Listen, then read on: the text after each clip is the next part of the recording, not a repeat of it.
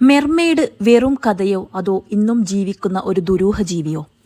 ലോകത്തിലെ മിക്ക രാജ്യങ്ങളുടെയും പുരാണങ്ങളിൽ ഒരേ ജീവിയെക്കുറിച്ച് പറയുന്നുണ്ട്. പാതി മനുഷ്യനും പാതി മീനും. മെർമെയ്ഡ്, മലയാളത്തിൽ മനുഷ്യക്കരണ്ടകം. ഇത് വെറും സാങ്കല്പിക കഥയാണോ? അല്ലെങ്കിൽ ഇന്നും കടലിന്റെ ആഴങ്ങളിൽ ഒളിഞ്ഞിരിക്കുന്ന ഒരു അജ്ഞാത ജീവിയോ? ഇന്നത്തെ വീഡിയോയിൽ മെർമെയ്ഡുകളെ കുറിച്ചുള്ള ലോകത്തിലെ ഏറ്റവും പ്രശസ്തമായ കഥകളും ചരിത്രരേഖകളും റിപ്പോർട്ടുകളും ശാസ്ത്രീയ വിശദീകരണങ്ങളുമായി നമുക്ക് മുന്നോട്ടേക്ക് പോവാം. ഹലോ ഗായ്സ്, എല്ലാവർക്കും മല്ലു ഓഫ് സൈഡിന്റെ പുതിയൊരു വീഡിയോയിലേക്ക് സ്വാഗതം.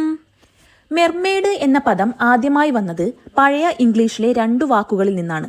മെർ എന്നത് കടൽ എന്നും മെയ്ഡ് എന്നത് യുവതി എന്നും അർത്ഥം. അതുകൊണ്ടാണ് മെർമെയ്ഡ് എന്ന പേര് രൂപപ്പെട്ടത്. മെർമെയ്ഡുകളെ കുറിച്ചുള്ള ഏറ്റവും പഴയ കഥകളിൽ ഒന്ന് പുരാതന സിറിയയിലാണ്. അവിടുത്തെ ദേവതയായ അറ്റാർഗറ്റീസ് ഒരു ദുരന്തത്തിന് ശേഷം കടലിലേക്ക് ചാടുകയും പിന്നീട് പാതി മനുഷ്യനും പാതി മീനുമായ രൂപം സ്വീകരിച്ചെന്നുമാണ് ഐതിഹ്യം.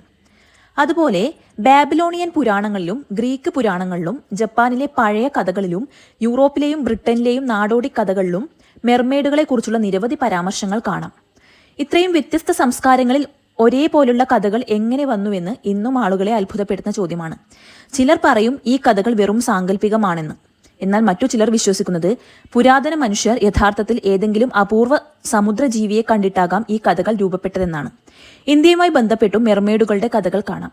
തായ്ലൻഡിന്റെയും കംബോഡിയയുടെയും രാമായണ പതിപ്പുകളിൽ സുവർണമച്ച എന്ന മെർമെയ്ഡ് രാജകുമാരിയെക്കുറിച്ച് പറയുന്നുണ്ട്. ഹനുമാൻ ലങ്കയിലേക്ക് പാലം നിർമ്മിക്കുന്ന സമയത്ത് കടലിൽ വീഴുന്ന കല്ലുകൾ ആരോ മാറ്റുന്നതായി കണ്ടെത്തുന്നു. അന്വേഷിച്ചപ്പോൾ അത് സുവർണമച്ചയും അവളുടെ കൂട്ടുകാരുമാണെന്ന് മനസ്സിലാകുന്നു. പിന്നീട് ഹനുമാനുമായി സംസാരിച്ച ശേഷം അവർ പാല നിർമ്മാണത്തിന് സഹായിക്കുന്നതായാണ് ആ കഥ പറയുന്നത്. ഗ്രീക്ക് പുരാണത്തിലും സമാനമായ ഒരു കഥയുണ്ട്. അലക്സാണ്ടർ മഹാന്റെ സഹോദരിയായ തെസ്സലോണൈക്ക് മരണശേഷം മെർമെയ്ഡായി മാറിയെന്നാണ് ഐതിഹ്യം. കടലിലൂടെ പോകുന്ന കപ്പലുകൾ തടഞ്ഞു നിർത്തി അലക്സാണ്ടർ ജീവിച്ചിരിക്കുന്നുണ്ടോ എന്ന് ചോദിക്കുമായിരുന്നു എന്നാണ് കഥ. അദ്ദേഹം ജീവിക്കുന്നു, ലോകത്തെ ഭരിക്കുന്നു എന്ന് മറുപടി പറഞ്ഞാൽ മാത്രം കപ്പലുകൾ സുരക്ഷിതമായി പോകാൻ കഴിയുമായിരുന്നുവെന്നും അല്ലാത്ത പക്ഷം കൊടുങ്കാറ്റ് ഉണ്ടാകുമെന്നുമാണ് വിശ്വാസം. ചരിത്രത്തിലേക്ക് വന്നാൽ 1493 അമേരിക്കയിലേക്കുള്ള യാത്രയ്ക്കിടെ ക്രിസ്റ്റഫർ കൊളംബസ് 3 മെർമെയ്ഡുകളെ കണ്ടതായി തന്റെ യാത്രാ വിവരണത്തിൽ രേഖപ്പെടുത്തിയിട്ടുണ്ട്. എന്നാൽ പിന്നീട് ശാസ്ത്രജ്ഞർ അഭിപ്രായപ്പെട്ടത് അദ്ദേഹം കണ്ടത് മെർമെയ്ഡുകളല്ല, മറിച്ച് മാനറ്റി അല്ലെങ്കിൽ ഡുഗോം പോലുള്ള സമുദ്ര സസ്തനികളായിരിക്കാമെന്നാണ്. ഇന്നത്തെ കാലത്തും മെർമെയ്ഡുകളെ കണ്ടുവെന്ന പേരിൽ നിരവധി വീഡിയോകളും ചിത്രങ്ങളും സോഷ്യൽ മീഡിയയിൽ വൈറലാകാറുണ്ട്. 2009 2012 ഇത്തരത്തിലുള്ള ചില വീഡിയോകൾ ലോക ശ്രദ്ധ നേടിയിരുന്നു.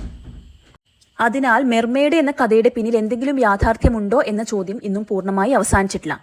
അപ്പോൾ നിങ്ങളുടെ അഭിപ്രായം എന്താണ്? മെർമെയ്ഡ് വെറും സാങ്കല്പിക കഥാപാത്രമാണോ, അല്ലെങ്കിൽ ഇന്നും കടലിന്റെ ആഴങ്ങളിൽ മറഞ്ഞിരിക്കുന്ന ഒരു യഥാർത്ഥ ജീവിയോ? നിങ്ങളുടെ അഭിപ്രായം കമന്റിൽ അറിയിക്കൂ. വീഡിയോ ഇഷ്ടപ്പെട്ടാൽ like, share, comment and subscribe. Thank you all.